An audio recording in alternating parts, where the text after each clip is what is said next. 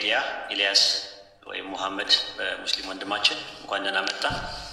ያ ጀማ ጉድ አይዲያን ተተዋወቁት፣ ፎሎ አድርጉት።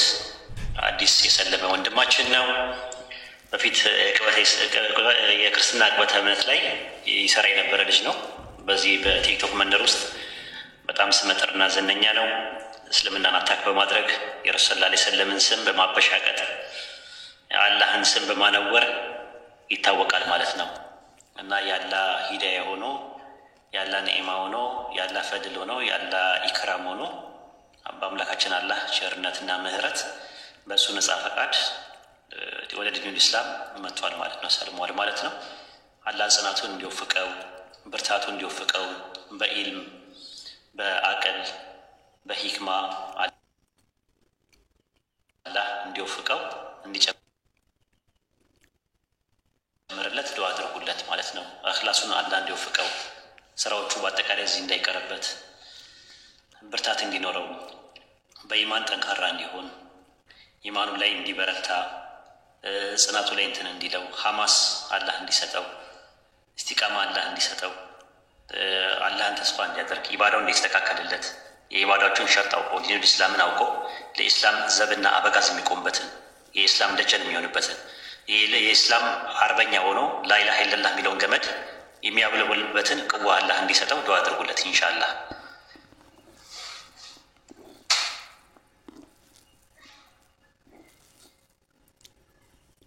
ጉዳይ መናገር የምትፈልገው ነገር ካለ መድረኩ ክፍት ነው። እሺ ሀቢቢ። ኦኬ፣ ሰላም አለይኩም ሁላችሁም ሙስሊም እህት ወንድሞች። ወይዶ ሰላም አለይኩም። ትምህርትን ከታች እየሰማው ነበረ። ኢሳያስ 48:16 የጠቀስከውን ክፍል እየተከታተልኩ ነበረ እና እንደውም ትርጓሜዎችን ሁሉ እየተመለከትኩ ነበረ። የአይሁድ ትርጓሜዎች ምን ይላሉ፣ የክርስትና ትርጓሜዎች ምን ይላሉ የሚለውን ሁላ እያየሁኝ በጣም እየገረመኝ ነበረ እና እንደውም አንተ ያመጣቸው ኮሜንተሪዎች አሉ። እንደገና ደግሞ እኔ በፊት የተማርኩትም አስተምሮቶች የኦርቶዶክስ ትርጓሜዎች ነበሩና እነሱን እያየው በጣም ገረመኝ። ክፍሉን ስመለከተው የሚገርም ያው ርዕሰ ላይ ላውራ ብዬ ነው። ወይድዬ ይቻላል አይደል? አውራ ችግር የለውም። የተማርኩት ስለሆነ አንተም ፖይንት ያዝና እንትን ትለዋለህ። አሁን ይሄንን ክፍል በነገራችን ላይ ኦርቶዶክስ ምን ብላ ነው የምትረዳው? በትርጓሜ መጽሐፏ ላይ የዚህ የኢሳያስ 48:16 ወደ እኔ ቅረቡ ይህንንም ስሙ፣ እኔ ከጥንት ጀምሮ በስውር አልተናገርኩም፣ ከሆነም ዘመን ጀምሮ እኔ በዚያ ነበርኩ፣ አሁንም ጌታ እግዚአብሔርና መንፈስ ልከውኛል ብሎ 1954 ትርጉም ላይ እንደዚህ ብሎ ተቀምጧል ማለት ነው። ይህንን ክፍል አይሁዶች ምን ብለው ይረዱታል? ምክንያቱም መጽሐፉ የአይሁዶች ስለሆነ ሞር ዲቴል ዲፕ የሆነ እውቀት አላቸው አይሁዶቹ። እና ደግሞ ኦርቶዶክስ ምን ብላ ትረዷለች የሚለውን እንደ የተወሰነ ለማየት ሞክርና ትርጉሙ ከማን ጋር እንደሚሄድ ወሂድ ከተናገረው ጋራ ያለውን ሀሳብ እንትን እላለሁ ማለት ነው። የኦርቶዶክስ ምን ብላ ተርጉመዋለች? አሁንም ገዢ ፈጣሪ የሚሆን እግዚአብሔር በመምህርነት ልኮኛል ይላል። እንግዲህ የተላከው ማን ነው? ኢየሱስ አድርገው አስገብተውበታል።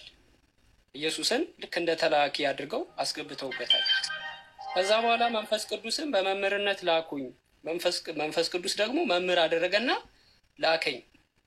አሁን እዚህ ጋር ሲጽፉት ምን ይሉታል መሰለ? የግዕዙ ደግሞ ወይ እግዚእነ እግዚአብሔር እግዚእ ፈነወን ይለዋል።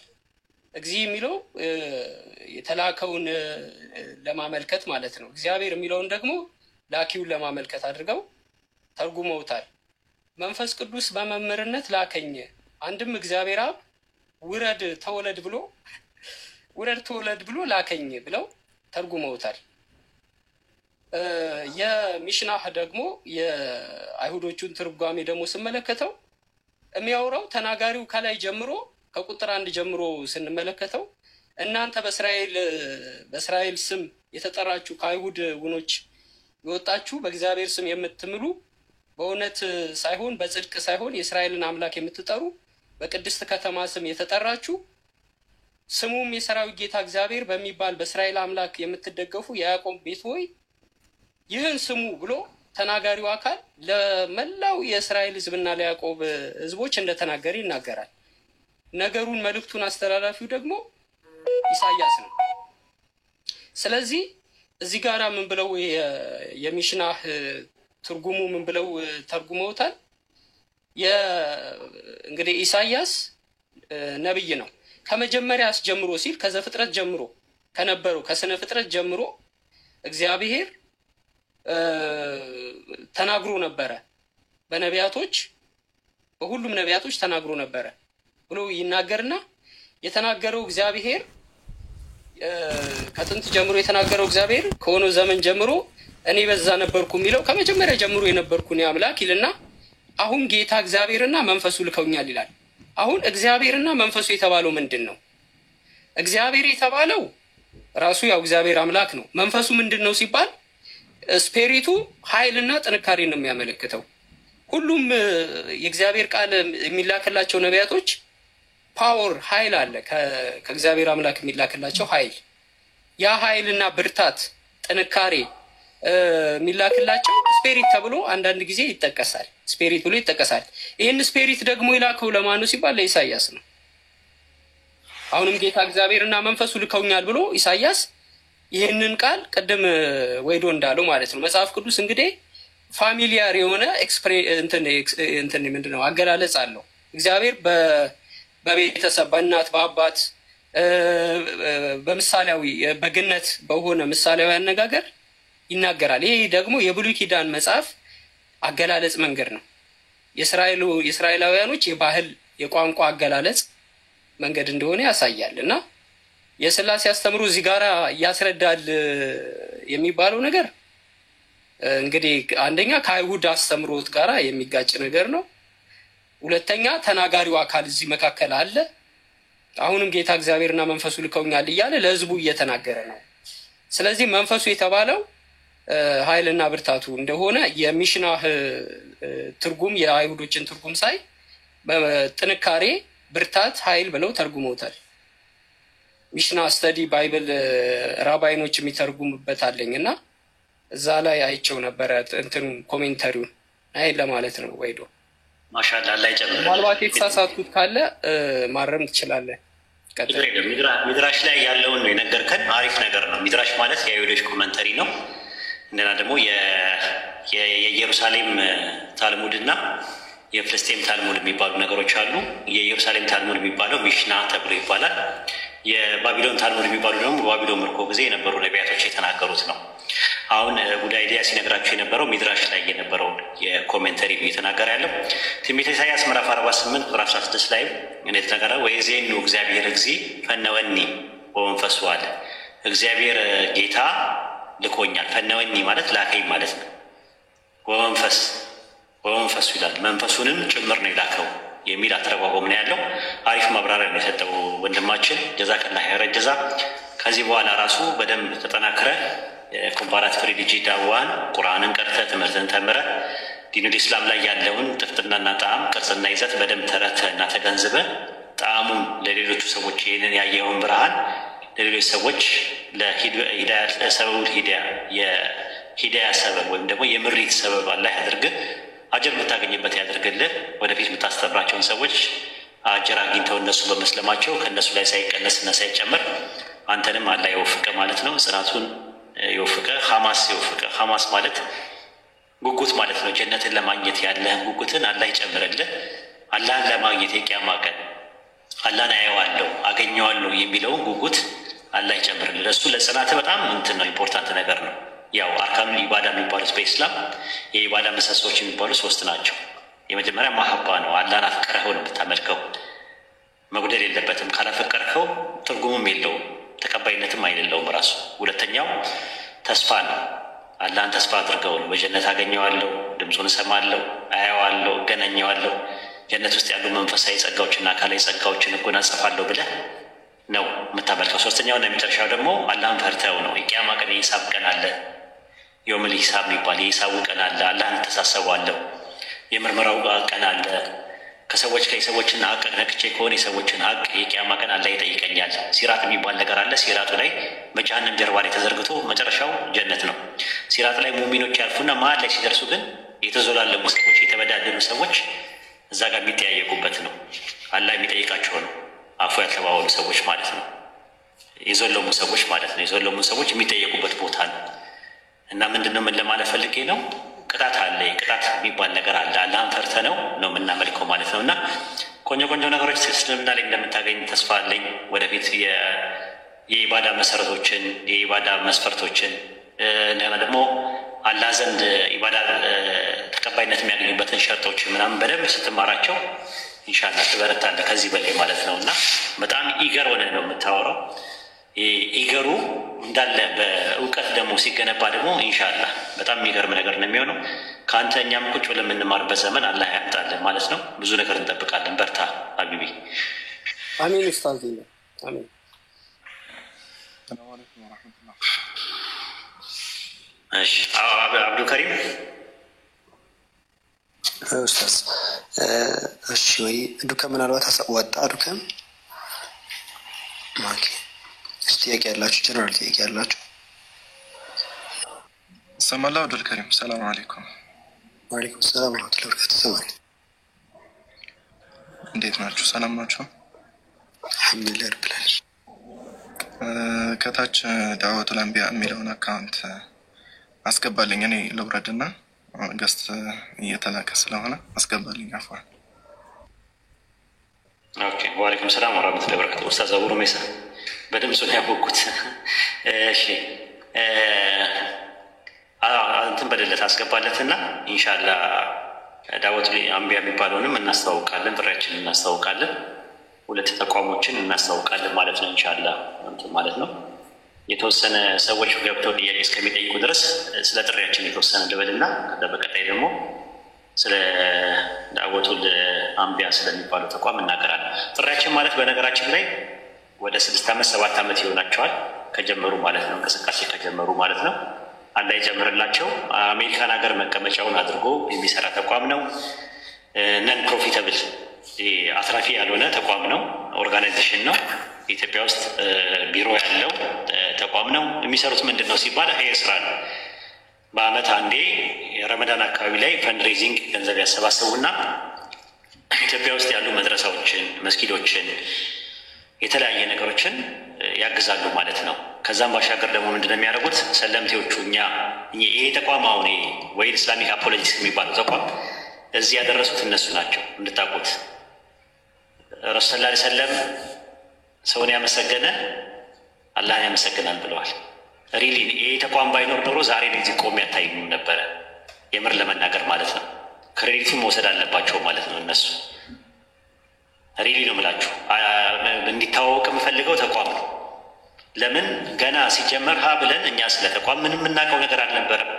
እነሱ እያማከሩን አይዟችሁ እያሉን ከጎናችሁ ነው እያሉ ፈንድሬዚንግ ሲያገኙ ለሰለምቴዎቹ የሚያስፈልገው የድጎማ በጀት እየመደቡ 4 ዓመታቸው ነው ዛሬ።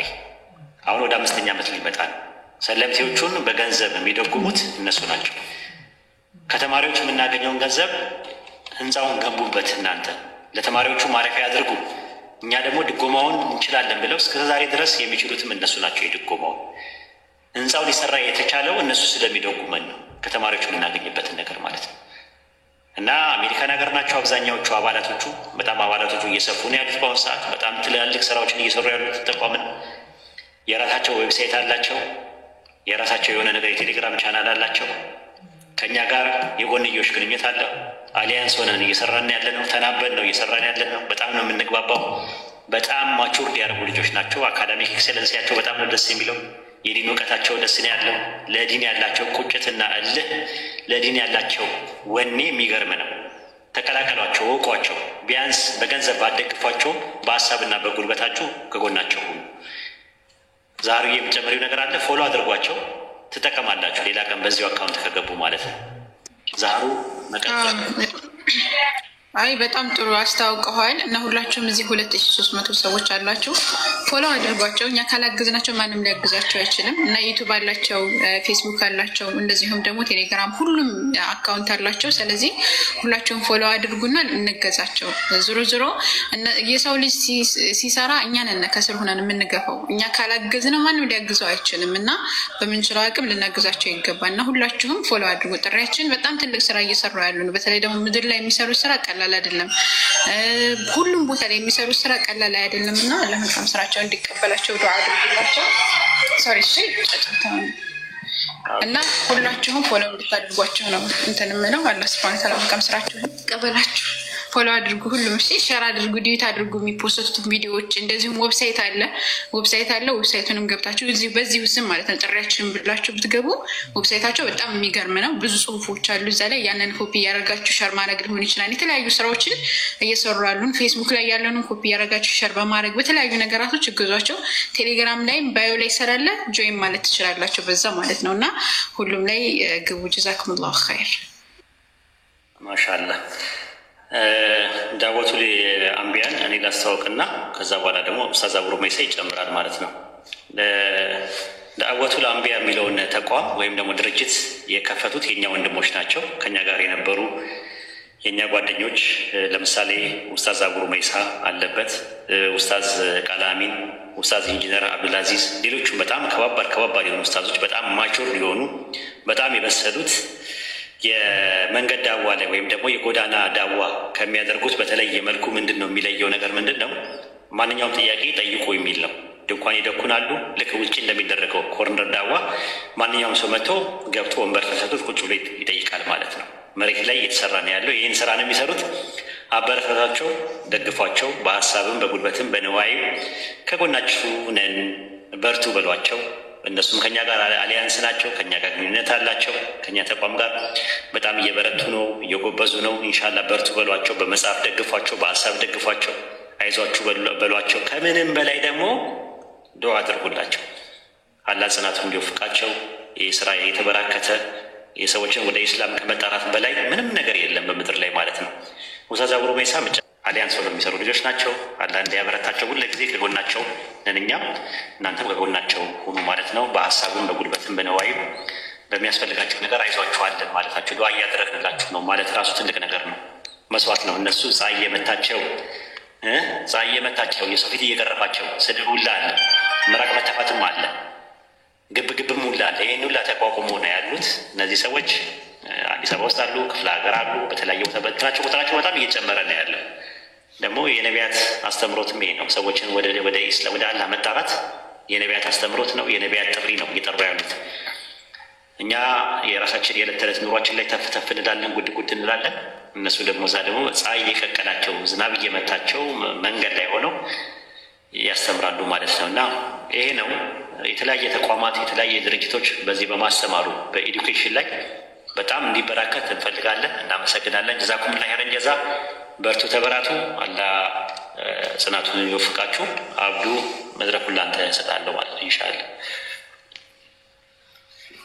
ጀዛኩም ላ ኸይር። የተለያዩ ተቋማት እንግዲህ እንትን ብለዋል እና አሁን የሰማችሁትን እንግዲህ ሁሉም ፎሎ አድርጓቸው። ወደ ፕሮግራማችን ስንመለስ አሁን ጥያቄ ያላችሁ ሰዎች እስቲ አጠር አድርጋችሁ ጥያቄያችሁን መቅረብ ትችላላችሁ። ጀነራል ጥያቄ ያላችሁ አንድ ቁጥር በመጻፍ መግባት ትችላላችሁ። የተወሰኑ ጥያቄዎችን እንትን እንበል።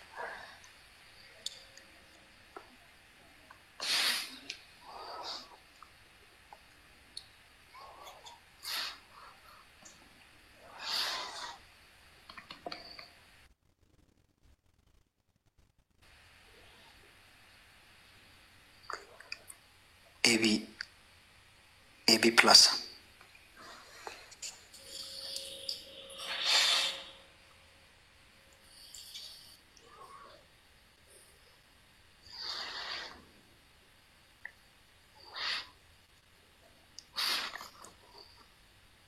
ሰለም ተዋነኝ ገብተዋል። አካውንቱ ሰለም ተዋነኝ እየተሽከረከረ ነው።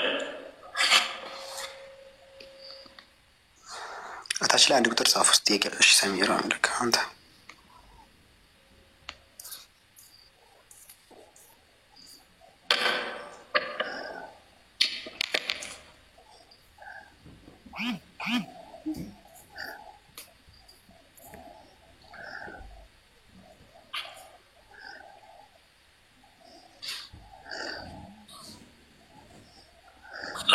ከስር ያሉ ሰዎችን ተቆጣጠሩ። ስድብ አይፈቅድም። ቤት ሀሳብ ካላችሁ ሞግቱ፣ ገብታችሁ ሀሳቡ ላይ ያተኮራችሁ። ፐርሰናሊ አታክ ግን አይፈቀድም። እኛ ስድብ ለማስተናገድ አይደለም እዚህ የተቀመጥነው። ለመሰዳደብ ከተፈለጋችሁ የሚሰዳደቡ ሰዎችን ጨባሪቆስ መንደር ውስጥ ነው ያሉት። እዛ ሄዳችሁ የጨባራ ለቅሶና ተስካር ያለበት ቦታ ሄዳችሁ እንደፈለጋችሁ መሆን ትችላላችሁ። እዚህ ጋር የምናወራው ስለ ባይብልና ስለ ቁርአን ነው። ስለ መጽሐፈ ጨባሪቆስ አይደለም። መጽሐፈ ጨባሪቆስ ምዕራፍ 6 ቁጥር 4 ላይ እርስ በርሳችሁ ተሰዳደቡ ነው የሚለው እና መጽሐፈ ጨባሪቆስም እዚህም የለም፣ ጨባሪቆሶችም እዚህ የሉ እና ጥንቃቄ ብታደርጉ። አድሚናት ከስር ያሉ ሰዎችን ኮሜንት መዝጋት ሳይሆን የሚሳደቡ ሰዎችን መውቷቸው፣ ብሎክ አታድርጓቸው። ያዳምጡ፣ ይጠጡ ትምህርቱን።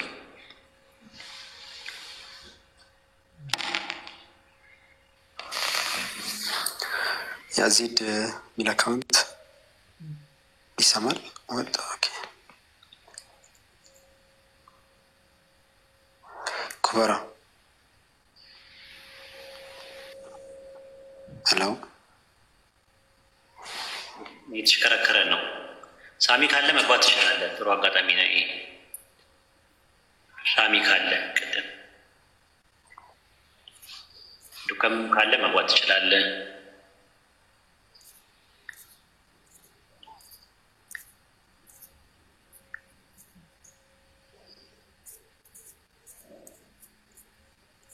ከዛ ሌሎቹን አስገቧቸው። እምቢ የሚላቸውን ከስር ከስር አስገቧቸው።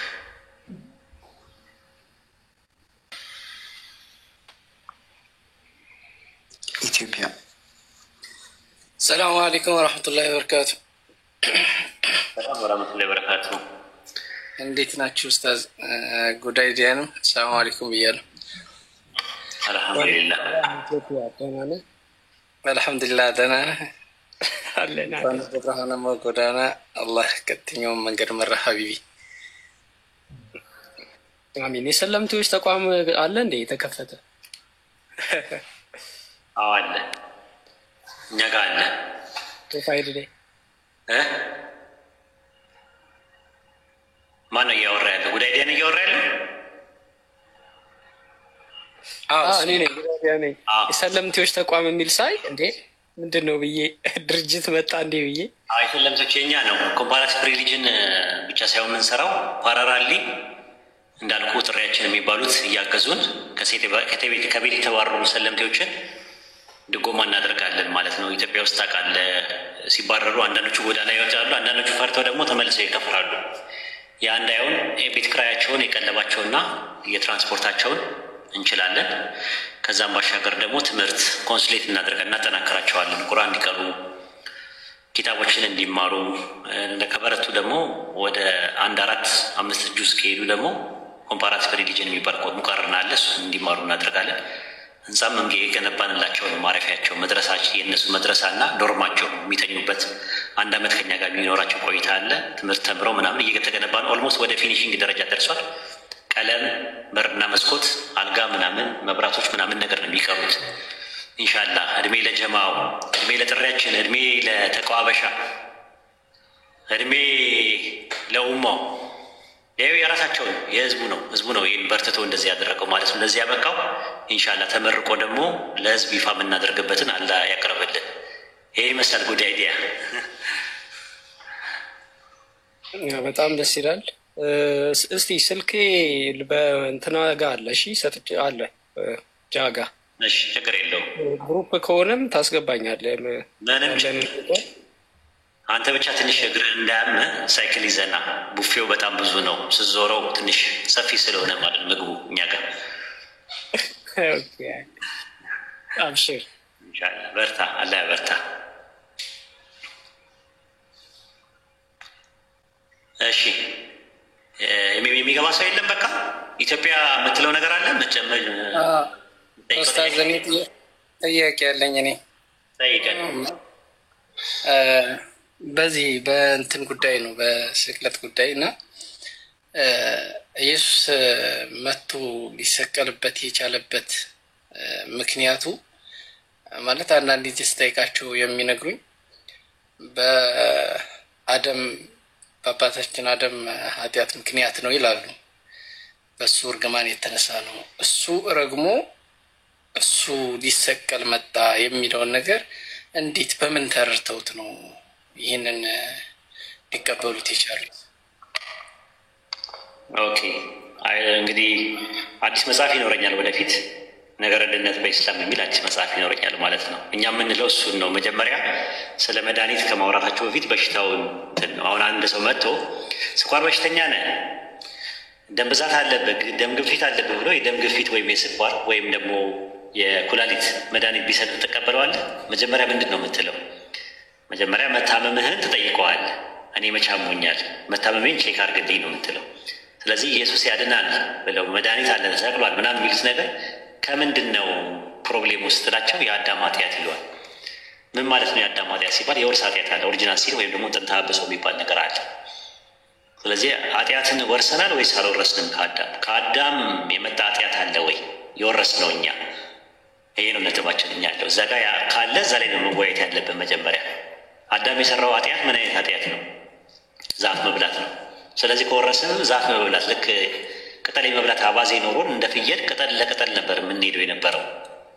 ታዲያ የትኛውን ኃጢአት ነው የወረስነው? ዝሙት ነው። አዳሟን ዝሙት አድርጓል፣ ሰርቋል፣ አራጣ ነገር እንትን ነበረ፣ አራጣ ሲበደር ነበር፣ ሲያበድር ነበር፣ እናትና አባቱን ሳያከብር ነበር። የትኛውን ኃጢአት ነው አዳም የሰራው የሚል ጥያቄ አለ ራሱ በጥያቄ ላይ። ኃጢአት የሚባለው ነገር ምንድን ነው? ራሱ ኃጢአት ማለት ምን ማለት ነው? በዕብራይስጡ ምንድን ነው? በግሪኩ ምንድን ነው? በአረብኛ ምንድን ነው የሚለውን ነገር በደንብ መነጋገር አለብን። እሱ ላይ ነው ፕሮብሌሙ መሰረቱ ነው። መሰረቱ የተበላሸ ከሆነ ሌላው ነገር ከዛ በኋላ የኢየሱስ መምጣት ምንድን ነው የሚጠቅመው? አዳም ለሰራው ኃጢአት ንስሐ አልገባም ወይ? እነ ሶስተኛ መቃብያን እንደተናገሩት ንስሐ አልገባም ወይ? ይቅርታ አላገኘም ወይ? ይቅርታ ካገኘ ወደ እኛ እንዴት ሊመጣ ቻለ? አንደኛ ነገር። ሁለተኛ ነገር ደግሞ የአባትን ኃጢአት በልጅ አላስተላለፍም እያለ ፈጣሪ ትንቢተ ሕዝቅኤል ምዕራፍ 18 ቁጥር 28 ላይ ቁጥር 18 ላይ እየተናገረ እንዴት ነው ወደ እኛ የተላለፈው? ኃጢአት በዘር ተላለፈ ብሎ ያስተማረ ከሐዋርያትና ከነቢያት መካከል ማን አለ? ይህም ጳውሎስ ነው ብዙ ጊዜ የሚወቀሰው። ጳውሎስ አስተምሯል ወይ የውርስ ኃጢአት አለ ብሎ የሚለው ነገር በደንብ መፈተሽ መቻል አለበት። እዛ ነገር ላይ በደንብ መወራት አለበት። ያ ፓርት ከተመታ ከግራውንዱ ከተመታ ክርስቶስ የመጣበትን ተልእኮ ምን እንደነበረ በቀላሉ መረዳት ይቻላል።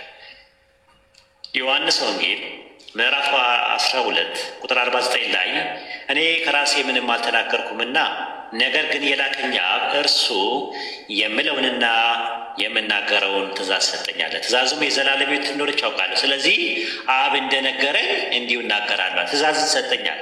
ያ ትእዛዝ ምንድን ነው? የማርቆስ ወንጌል ምዕራፍ 12 ቁጥር 29 ላይ እስራኤሎች ስማ፣ ጌታ አምላካችን አንድ ጌታ ነው የሚለው ታላቅና ፊተኛ ትእዛዝ ነው አለ።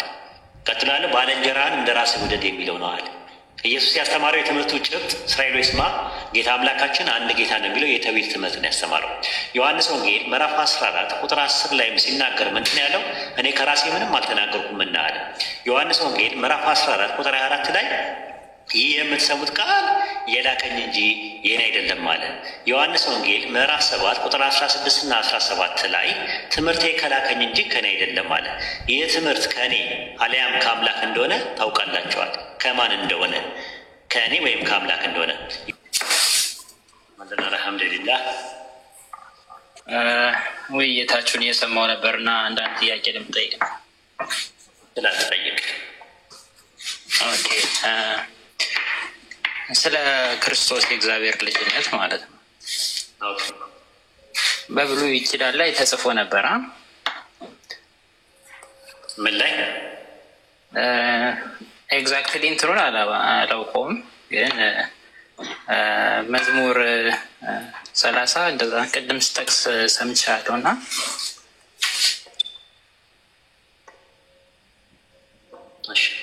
አውራ ፍሪ ሆነ አውራ። ኦኬ ችግር የለም። እና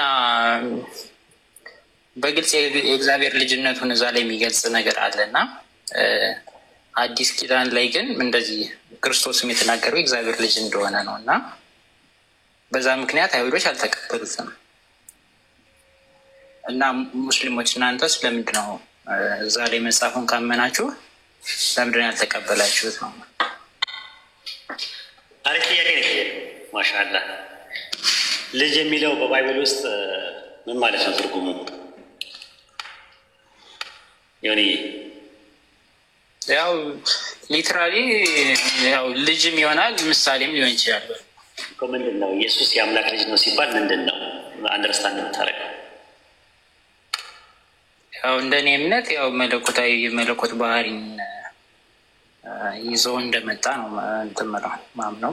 ልጅ የሚለው ነገር አናሎጂካል ነው ወይስ ኦንቶሎጂካል ተርም ነው?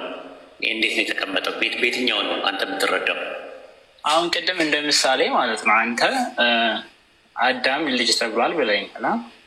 ስታስብ ይቻላል። ግን አሁን ለምሳሌ ክርስቶስ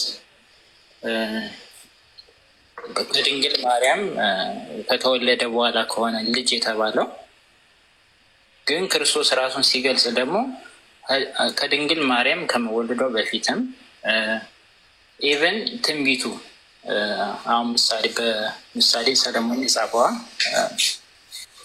ንጉሥ ሰለሞን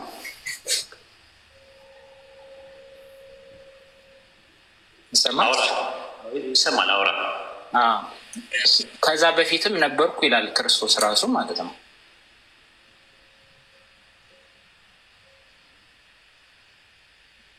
አውራ ጨረስና አውራ ልጅነቱ ከድንግል ከተወለደ በኋላ ከሆነ ክርስቶስ ደግሞ ሲያስተምር የነበረው ከዛ በፊትም ነበሩ ብሎ ያስተምራል እና አይጋጭም ወይ? አርስታችን ስለ ፕሬኤግዚስተንስ አይደለም፣ ስለ ቅድመ ህሉና ክርስቶስ ቅድመ ህሉና አለው ወይስ አይደለም ሳይሆን ስለ ልጅነት ነው የጠየቅከኝ። ስለዚህ ልጅነቱ የሚጀምረው መቼ ነው ነው ጥያቄ። መቼ ነው የወለደው አምላክ? ዕብራውያን ምዕራፍ 1 ቁጥር 5 ላይ እግዚአብሔርም አለኝ አንተ ልጄ ነህ እኔ ዛሬ ወለድኩ፣ እኔ አባቱ ሆነዋለሁ እርሱም ልጅ ይሆነኛል አለ። የት ቦታ ነው እግዚአብሔር አንተ ልጄ ነህ እኔ ዛሬ ወለድኩ ብሎ የተናገረው? መዝሙረ ዳዊት ምዕራፍ 2 ቁጥር 7 ላይ እግዚአብሔርም አለኝ አንተ ልጄ ነህ እኔ ዛሬ ወለድኩ አለ። የት ቦታ ላይ ነው እኔ አባቱ ሆነዋለሁ እርሱም ልጅ ይሆነኛል ያለው ስንል ሁለተኛ ሳሙኤል ምዕራፍ 7 ከቁጥር 12 እስከ 14 ላይ ሲናገር በአንቀላፋ ጊዜ ከወገብህ የሚወጣ ዘርን አስነሳለሁ አለ። ምን አስነሳለሁ ዮናታንዬ? ምን አስነሳለሁ አለ? ዘር ምንድን ነው? ኦንቶሎጂካል ነው አናሎጂካል ነው? ዘር በአማርኛ ብትገልጽልኝ ደስ ይለኛል። ዘር የሚባለው ነገር ሜካኒካል ፕሮሰስ ኬሚካል ሪያክሽን ያደረገ ዘር ነው? ከዳዊት አብራክ ውስጥ የወጣ ነገር ነው ወይስ መለኮት ነገር ነው? ያ ዘር ዶን ነው እርግጠኛ አይደለሁም። ዘር አለ ሲድ ስፐርማቲኮስ።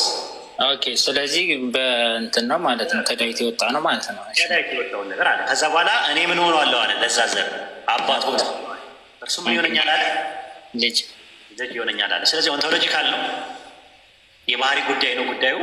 ምክንያቱም ዮሐንስ ወንጌል 4:24 ላይ እግዚአብሔር መንፈስ ነው ይላል። መለኮት ደግሞ አይታይም፣ አይዳስም፣ አይጨበጥም፣ ረቂቅ ነው። ያ ረቂቅ ነገር እና ዘር ኦንቶሎጂካሊ አንድ ናቸው።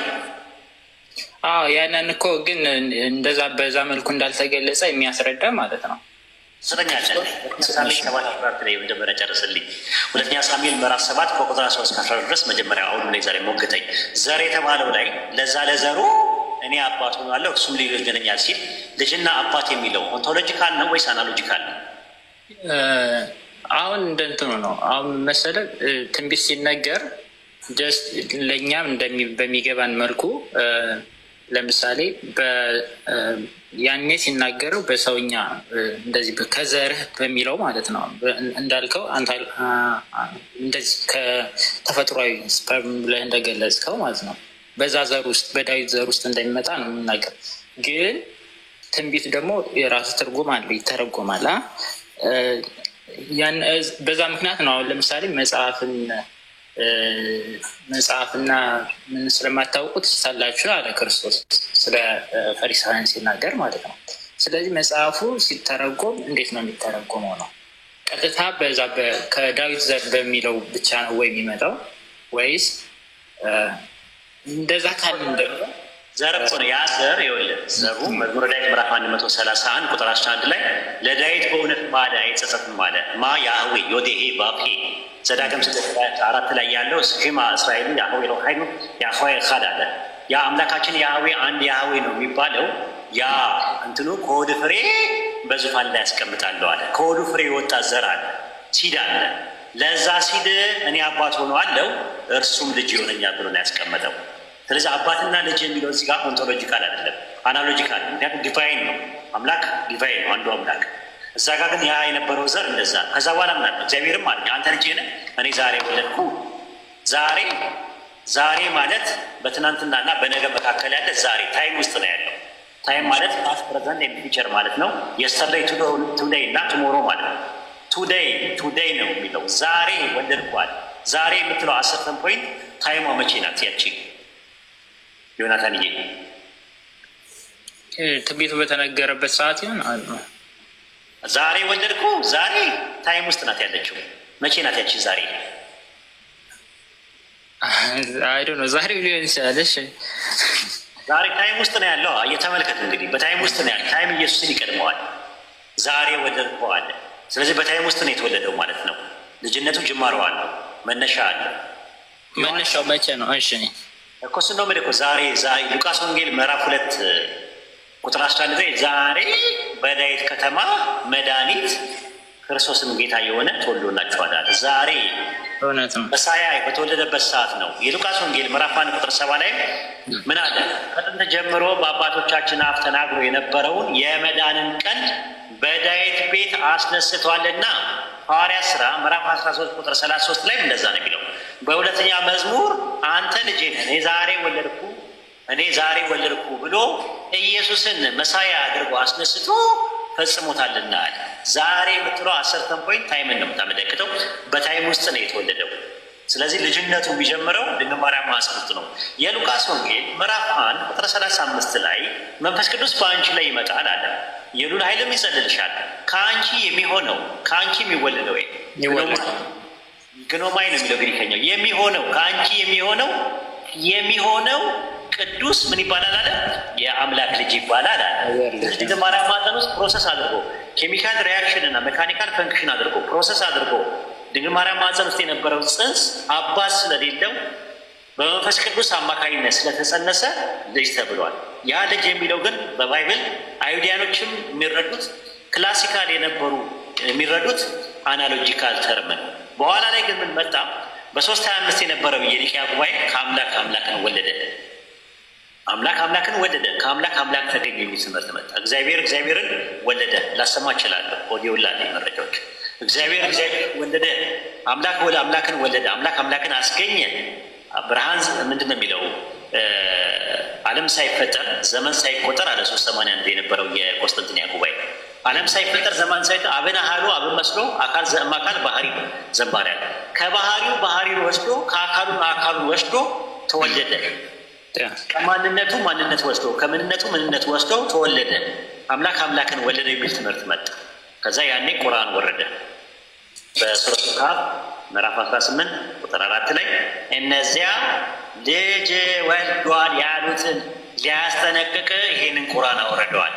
በሱረቱ ኢኽላስ ምዕራፍ 112 ቁጥር 2 ላይም ለም የሊድ ወለም ይውለድ ብሎ ነው ያስቀመጠው። አልወለደም አልተወለደም ማለት። ከወለደ ሊባዛ ነው።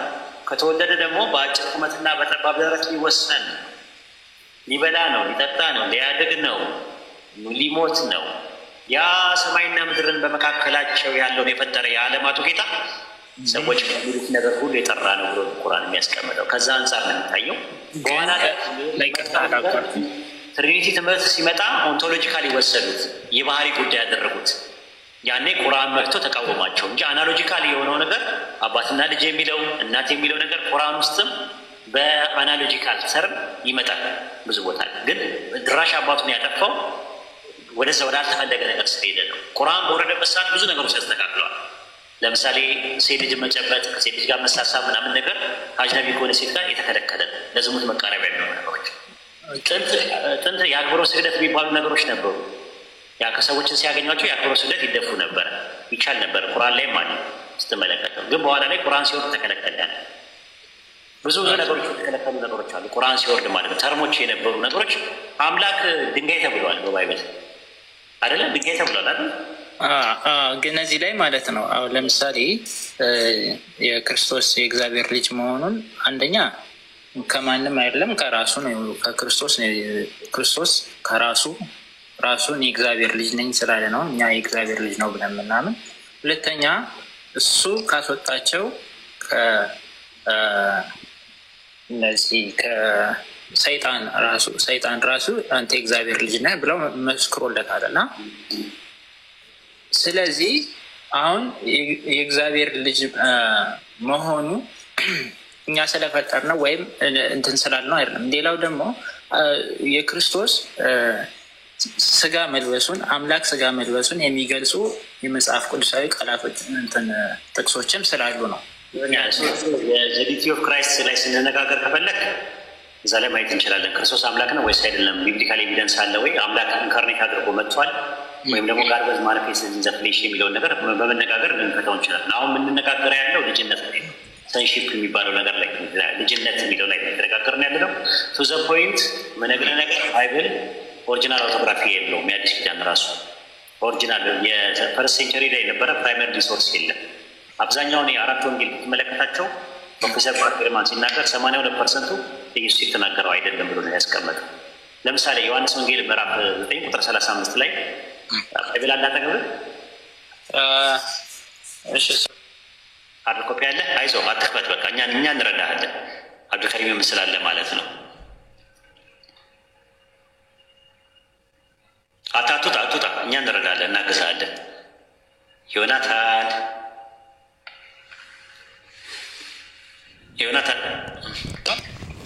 አትውጣ፣ እኛ እናግዛለን። ባይብል ከአጠገብ ከሌለ ስትወጣ ያስወጣሃል። ይሰማል። አሁን ይሰማል።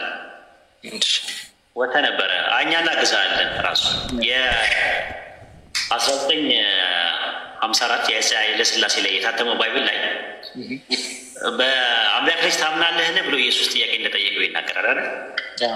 በማን ልጅ ታምናለህ አለው? በአምላክ ልጅ። ግሪኩ በሰው ልጅ ታምናለህን የሚለው ነው ያለው። አይ በሰው ልጅ እኮ ራሱን ገልጿል። የሰው ልጅ ራሱን የሰው ልጅም ብሎ ራሱን ገልጿል። ኢየሱስ የተናገረው ለሰውየው የትኛውን ነው በትክክል? አይ ብዙ ጊዜ ራሱም እኮ የሰው ልጅ የትኛውን ነው የተናገረው እኮ ነው። አሁን እኮ ኢየሱስ ሁለቱን አይደል፣ የትኛውን ነው በትክክል የተናገረው? አብዱልከሪምዬ የ1954 ወይም ደግሞ አዲሱ መደበኛ ትርጉም ካለ ከፈተለታል።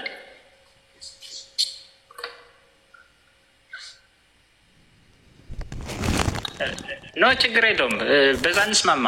አሁንም እንዳልከው እኮ የተናገረው አየህ፣ እዚህ ጋር ነው የሰው ልጅ ማለት እና የአምላክ ልጅ ማለት ይለያያል። ስለዚህ ኢየሱስ የትኛውን ነው በትክክል የተናገረው? እሺ የሰው ልጅ ብለን እንያዘው። ምክንያቱም ሌላም ቦታ ላይ የአምላክ ልጅ ብሎ ተረጉሙት እነሱ ያንን አላውቅም፣ ግን አሁን ልነግር የምችለው ራሱም ሌላ ቦታ ላይ የሰው ልጅን ይሰቅሉታል፣ በሶስተኛው ቀን ይነሳል ይላል አላ። አሁን የሰው ልጅ የሚባል ነገር ባይብል ላይ የለም አለ አይደለም፣ ግን አንዳንድ ጥቅሶች ላይ የተቀየሩ አሉ ለማለት። ለምሳሌ ማርቆስ አንዳንድ ላይ የኢየሱስ ወንጌል መጀመሪያ ነው የሚለው፣ ግን የእግዚአብሔር ልጅ የኢየሱስ ወንጌል መጀመሪያ ብለው ያስቀምጠዋል። የእግዚአብሔር ልጅ ብለው ይጨምረዋል። ሐዋርያት ሥራ ምዕራፍ 7 ላይም ቁጥር 34 ላይ ይመስለኛል እስጢፋኖስ 8:34 አካባቢ ላይ ኢትዮጵያዊ ጃንደረባ ፊልጶስ ሊያጠምቀው ሲል እንዳልጠመቅ ውሃ የሚከለክለኝ ምንድን ነው ሲለው በፍጹም ልብ ብታምን ተፈቅዶልሃል ነበር ያለው። ኢየሱስ የእግዚአብሔር ልጅ እንደሆነ አምናለሁ አለው ይላል። ኢየሱስ የእግዚአብሔር ልጅ የሚለው ነገር ጥንታዊ ማኑስክሪፕቶች ላይ የለም። የእግዚአብሔር ልጅ የሚለው አብዛኛውን 3-4 የተጨመሩ አውቃለሁ በማውቀው ነገር ማለት ነው። ግን እንደዛም ሆኖ ግን የአምላክ ልጅ የሚለውን ተርም ኢየሱስ ተጠቀመ ብዬ የምነው አናሎጂካል ተርም ነው፣ ሜታፎሪካል ተርም ነው፣ አልጎሪካል ተርም ነው፣ ኦንቶሎጂካል አይደለም ነው። ቁርአን እየተቃወመ ያለው ኦንቶሎጂካል ተርሙን ነው። ኦኬ፣ ግን ኦንቶሎጂካሉን የሚያሳይ ነገር የለም። አምጣ እስኪ ማስረጃ። አምላክን እንደወለደ የሚያሳይ ማስረጃ ከሰጠኝ ጥቅሱን እንቀበለዋል። እስቲ አምጣ። አምላክ በአምላክን ወለደ ሊትራሊ ወለደ ሳይሆን አሁን ለምሳሌ ግንኙነታቸው በክርስቶስ እና በአብ እግዚአብሔር መካከል ያለው ግንኙነት የአባትና የልጅ ነው። አባቴ እያለ ነው ሁሉንም ነገር ሲገልጽ የነበረው ማለት ነው። ወሎታል። መውለድ ማለት በየትኛው በምንኛ ነው? አሁን ለምሳሌ በሰውኛ አላልኩም እኔ ዛሬ ምን አልኩ ይላል። ወለድኩ። ኦኬ፣ ምን ማለት ነው ወለድኩ ማለት ነው? በስጋ ምናምን ከሆነ ወለድኩ ነው። አምሳሌ ለምሳሌ እንዴት ነው አምሳሌ አንድ ነገር ስትወልድ ማለት እኮ ያንተ የሚመስል ነገር ተካ ማለት ነው። ጾታ አለው ወለደ ሲባል አስረዳኛል። ምሳሌ አነጋገር ነው፣ እንስማማለን። ምንድን ነው ምሳሌ አነጋገር? ወለደ ማለት ትርጉሙ ምንድን ነው ነገር? እሱን የሚመስል እንትን ፈጠረ ወይም አይሉን ነው በምን እንደሚተካው መዝሙረ ዳዊት ምዕራፍ 90 ቁጥር 2 ላይ ተራሮች ሳይወለዱ ይላል። እግዚአብሔር ተራራን ወለደ ማለት ነው ማለት ነው። አይፈጠሩም። ለምን ተረጎምከው እንደዛ ብለህ? ወለደ ሲባል ወለደ ብለህ ለምን አምሳያ ለምን አላልከው? ፈጣሪና ጉዝ ነገር እኮ አብረን እንትን አታደርገውም አለ። ዝም እኮ የተፈጠረ ነው። ድንግል ማርያም ማህፀን ውስጥ አታውቅም እንዴ? አዎ፣ ግን በምን እንዴት ነው የመጣው ነው? አሁን ለምሳሌ ቅድም እንደ ምሳሌ ምን አምጣል? አዳምም የእግዚአብሔር ልጅ ተብሏል ብለናል። ክርስቶስም የእግዚአብሔር ልጅ ተብሏል ብለናል። አዳም በተባለበት ሀሳብ ለምንድን ሲባል አባት ስለሌለው አዳም አልክ። ክርስቶስ ለምንድን ነው አባት እንዳይኖረው ነው? የአምላክ ምርጫ ነው። ለምሳሌ አዳም ከአፈር ነው የተፈጠረው። አዳም የተፈጠረበት ለምን እንደዛ ተባለ? ምክንያት አለው። ከአፈር ለምን ፈጠረው? ከአፈር የፈጠሩታል። ልክ ነህ። ሔዋንን ከምንድን ነው የፈጠረው? ከጎን አጥንት። ለምንድን ነው ከአፈር ያልፈጠራት እሷን? ከጎኑ ለምን ፈጠረ? ምክንያቱም ንገረኝ እስኪ። እንደውም ሲጀመር እኮ አዳም ብሎ ነው የሚጠራቸው። አንዴ ነው ከሰራው እዛው አይዶ ነው ወይ ኮኔክሽን እንዲኖራቸው ሊሆን ይችላል፣ እንዳይለያዩ ሊሆን ይችላል። እሱም ፈጣሪ ነው። ታዲያ እንደዛ የደሱ ለአንተ ሲሆን ፈጣሪ ነው የሚያውቀው። እሺ የመጀመሪያ ዶሮ የሚባል ነገር ታውቃለህ? ዶሮ ከምንድን ነው የፈጠረው? ዶሮ የመጀመሪያውን ዶሮ ይሁን ብሎ ነው የፈጠረው። ከምንድን ነው የፈጠረው? ይሁን ብሎ አይዶ ነው አላውቅም። ከምድር ነው ሁሉም የወጡት። ሴቷን ዶሮ ከጎኗ አጥንት ነው የወሰደው። ወንድና ሴት አድርጎ ነው እንትን ያደረጋቸው። ምን አንድ ላይ ነው ሁለቱንም ከአፈር የፈጠራቸው? የመጀመሪያውን ዶሮ፣ የመጀመሪያውን ድመት፣ የመጀመሪያውን አይጥ፣ የመጀመሪያውን ውሻ። ስለ እሱ መጽሐፍ ብስ ላይ አልተጻፈም። ዝም ባለበት ነገር ላይ ሳይለንስ ነው መሆን ያለብን። ስለዚህ ኢየሱስ ያለ አባት፣ እኛውም በኢስላም አስተምሮት 4 አይነት አፈጣጠሮች አሉ ሰው ጋር ስትመጣ። የመጀመሪያው ካለ ወንድ ካለ ሴት የተፈጠረ ሰው አለ፣ እሱ አዳም ይባላል። የእሱ ተቃራኒ ደግሞ እኔ እናንተ ደግሞ ከወንድና ከሴት የተፈጠርናለን። ሶስተኛው አፈጣጠር ደግሞ ምንድን ነው? ከወንድ ያለ ሴት የተፈጠረች አለች። ማናት? ከወንድ የተፈጠረች ያለ ሴት። ከወንድ ያለ ሴት የተፈጠረችው ማናት? ከወንድ ያለ ሴት የተፈጠረች አለች። በቃ የእሷ ተቃራኒ ይፈልግ ነበር በኢስላም ገብተዋል። የእሷ ተቃራኒ ከወንድ ያለ ሴት እንደተፈጠረችው ደግሞ ከሴት ደግሞ ያለ ወንድ ይጠበቅ ነበረ። ስለዚህ አሁን ኢሳ ያንን ነገር ለማሟላት ነው። ተአምር ነው አንደኛ። ሁለተኛ ነገር ደግሞ ትንቢተ ኢሳይያስ ምዕራፍ 7 ቁጥር 14 ላይ ጌታ ራሱ ምልክት ይሰጣቸዋል። እነሆ ድንግል ጸንሳለች፣ ወንድ ልጅም ትወልዳለች አለ። ለመሲሁ ምልክት መሲህ ስለሚመጣ መሲሁ እንደሆነ የአይሁዶች እንዲያውቁ ለምልክትነት የተሰጠው ድንግል በድንግልና ጸንሳ ወልደዋል።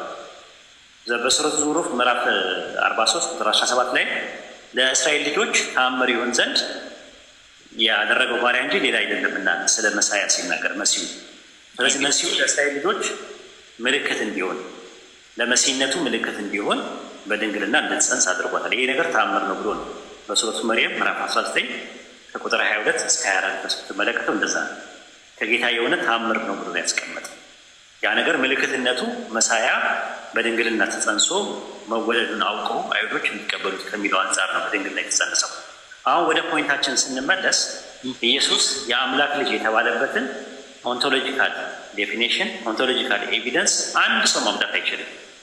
የሚያወራው ስለ አናሎጂካል፣ ስለ ሲምቦሊካል፣ ስለ አልጎሪካል ነው የሚያወራው። ሁለተኛ ሳሙኤል ምዕራፍ 7 ቁጥር 12 እስከ 14 ላይ ያለውን አንድ ሰው ቀና ብሎ መሞገት አይችልም። አባትና ልጅ የሚለውን ኦንቶሎጂካል ነው ለማለት።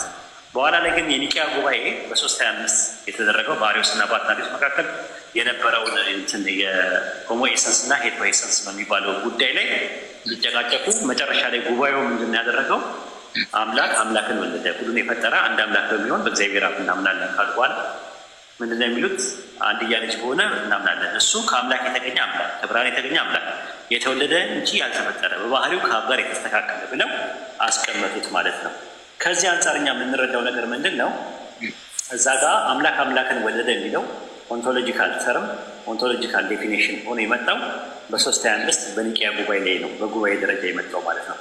ያ ከመጣ በኋላ አምላክ ተገኘ የሚለውን ነገር አምላካችን አላህ ለሚየልጅ ወለደ፣ አልወለደም፣ አልተወለደም፣ አይወልድም፣ አይወለድም እኮ አይደለም ያለው፣ አልወለደም፣ አልተወለደም ብሎ ዘጋው ማለት ነው። ከዛ በኋላ ምንድነው ተርሞቹ አናሎጂካል ተርሞች የሚጠቀሙበትን ነገሮች ዘጋግቶታል። ለምሳሌ መስገድ፣ ስጁድ ማድረግ ለሰዎች የአክብሮት ስግደት የሚባለው ነገር ከልክሏል ቁርአን። ሐዲስም ረሱል ሰለላሁ ዐለይሂ ወሰለም ከልክለዋል። አንድ ሰው ሙዓዝ የመን ሻም ደርሶ ሲመለስ ረሱል ሰለላሁ ዐለይሂ ወሰለም ምን እያደረገ ነው ብሎ ሲቆጥር አይ ኤጲስቆጶሳትና ጳጳሳትን ሰዎች አግኝተው ሲሰግዱ አይቼ ሊሰግድልዎት ፈለኩኛል እንዳታደርገው ብለው ተጠንቀቁ ብለዋል ረሱል ሰለላሁ ዐለይሂ ወሰለም። አላህም ለአላህ እንጂ ሌላ ለማንም አትስገዱ ብሏል። እንደዚህ አይነት ነገሮች ጥንት ሲፈቀዱ የነበሩ ነገሮች በአጠቃላይ ተከልክለዋል። የተከለከሉበት ነገር ማለት ነው። ለምሳሌ ባይብል ላይ ስትመለከተው ዮሐንስ ወንጌል 15:1 ላይ አብ ገበሬ ተብሏል። ታውቃለህ አይደል? ዮናታን ገበሬ የተባለበት ምክንያት ተንከባካቢ ለማለት ነው አይደል የተፈለገው አናሎጂካል ተርሙ። አብ ገበሬ ብለን እኛ አንጠቀምም። ለምን? ተንከባካቢ የሚለው ነገር ቁርአን ላይ አለ። ሌላ ቦታ ላይ ደግሞ አብ የሚለውን ነገር የምንጠቀምበት ኦሪጂኔተር ማለት ነው በባይብል ትንቢተ ሚልክያስ ምዕራፍ 2:10 ላይ ለሁላችን አንድ አባት ያለ አይደለምን? አንድ አምላክስ የፈጠረን አይደለምን ይላል። ኤፌሶን ምዕራፍ 4:10 ላይ ከሁሉ በላይ የሚሆን አንድ አምላክ የሁሉም አባት አለና ይላል። ዮሐንስ ወንጌል ምዕራፍ 8:41 ላይ አንድ አምላክ አለ እርሱም እግዚአብሔር ነው ይላል። አንድ አባት አለ እርሱም እግዚአብሔር ነው ይላል። በኢዮብ ምዕራፍ 38:28 ላይ በእውኑ ለዝናብ አባት አለውን ይላል። አባት የሚለው ነገር ኦሪጂኔተር በሚል ነው የመጣው። ስለዚህ አባት የሚለውን ኦሪጂኔተር የሚል ቁርአን ላይ አስገኝ ተብሎ አለ። አባት የሚለውን ነገር አንጠቀምበት። አምላክ በምን